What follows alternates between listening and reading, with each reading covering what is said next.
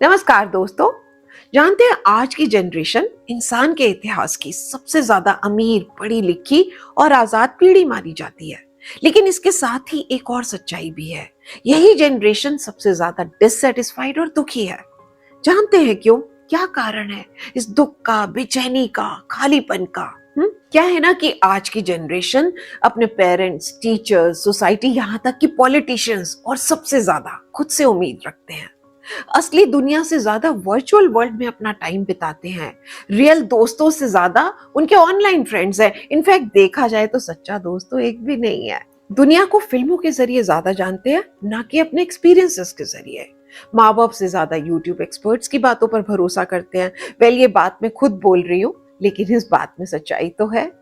और उसके ऊपर रियल लोगों का कंपैरिजन रील के हीरो से करते हैं, तो डिसअपॉइंटमेंट तो होगी ही ना। क्या है ना, पहले के टाइम की जनरेशन की जो बाउंड्रीज थी वो कुछ अलग टाइप की थी। राजा का बेटा राजा, बिजनेसमैन का बेटा बिजनेसमैन, डॉक्टर का बेटा डॉक्टर। लेकिन आज के टाइम की अच्छी बात पता है क्या है? कोई भी कुछ भी बन सकता है, इसलिए हर कोई आगे बढ़ना चाह रहा है। लेकिन प्रॉब्लम ये है कि टॉप पर जगह तो लिमिटेड है। अब जब कोई टॉप पर फिर नहीं पहुंच पाता है, तो फिर वो अपनी हकीकत की तुलना करता है अपने सपनों से, और रिजल्ट होता है डिसअपॉइंटमेंट, डिससैटिस्फैक्शन। एक जनरेशन पहले तक लोगों के पास सिर्फ एक टीवी चैनल था और हर चीज में गिनती के ऑप्शंस होते थे। लेकिन आजकल हर चीज में लाखों ऑप्शन है। खाने में, पहनने में, जॉब्स में, यहाँ तक कि लाइफ पार्टनर में। पहले कास्ट, रिलीजन, नेशनैलिटी देखकर शादी की जाती थी, और अब पूरी दुनिया खुली है। लेकिन ज्यादा ऑप्शंस का मतलब है ज्यादा कंफ्यूजन, ज्यादा रिग्रेट्स। इसीलिए डिवोर्स भी ज्यादा हो रहे हैं, डिप्रेशन बढ़ रहा है। क्या है ना कि जब हम अपनी चॉइस से खुश नहीं हो पाते हैं, तो खुद को ब्लेम करने लगते हैं, डिप्रेस हो जाते हैं और फिर कभी खुश नहीं रह पाते हैं। आज की दुनिया इंसान के इतिहास की सबसे ज्यादा मटेरियलिस्टिक दुनिया बन चुकी है। अब इस बात से कोई फर्क नहीं पड़ता कि आप कौन है।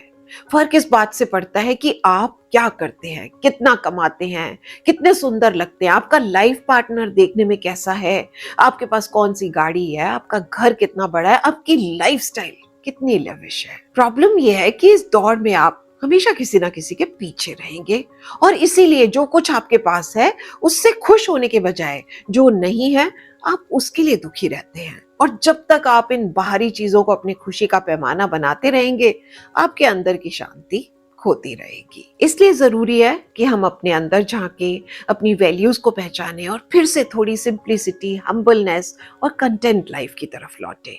और मैं सभी यंगस्टर्स से भी यही कहना चाहूंगी कि रियल वर्ल्ड में खुशियां ढूंढे। स्क्रीन के पीछे की दुनिया सिर्फ छलावा है, दिखावा है। व्यूज के पीछे मत भागो, कहीं उस चक्कर में खुद को ही ना खो दो। असल रिश्ते, असल बात, यही है असली जिंदगी की बात। कभी कभी फोन को साइड में रखो, नीचे रखो और दुनिया को जी भर के देखो। जो प्यार, जो सुकून हकीकत में है, वो स्क्रीन की दुनिया में नहीं मिलेगा। कहीं दुनिया को दिखाने के चक्कर में ना खुद से ही ना छुप जाओ। कभी कभी खुद से पूछें, क्या मैं वाकई खुश हूँ? दूसरों से कंपैरिजन करके कभी सुकून नहीं मिलता, क्योंकि हर किसी की चमक उसकी कहानी से आती है, नकल से नहीं। जो चीजें दिखती है ना, वो हमेशा जरूरी नहीं होती हैं। याद रखें, दौलत में नहीं, दिल के सुकून में होती है असली अमीरी। सब कुछ होते हुए भी अगर खुशी नहीं है, सुकून नहीं है, तो सब कुछ अधूरा है। इसलिए खुश रहना सीखे, लेकिन अपने होने में, ना कि सिर्फ अपनी चीजों में। समझे ना? चलिए, इसी के साथ चलती हूँ। आई होप मेरी ये वीडियो आपके काम आ सके, आपके बच्चों के काम आ सके। वीडियो अच्छी लगी है तो लाइक करें, कमेंट करें, अपनों के साथ शेयर करें और चैनल को सब्सक्राइब करें अगर अभी तक नहीं किया है। मिलती हूँ नेक्स्ट वीडियो में कुछ और दिल की बातों के साथ। Till then, take very good care of yourself. Bye bye, love you all.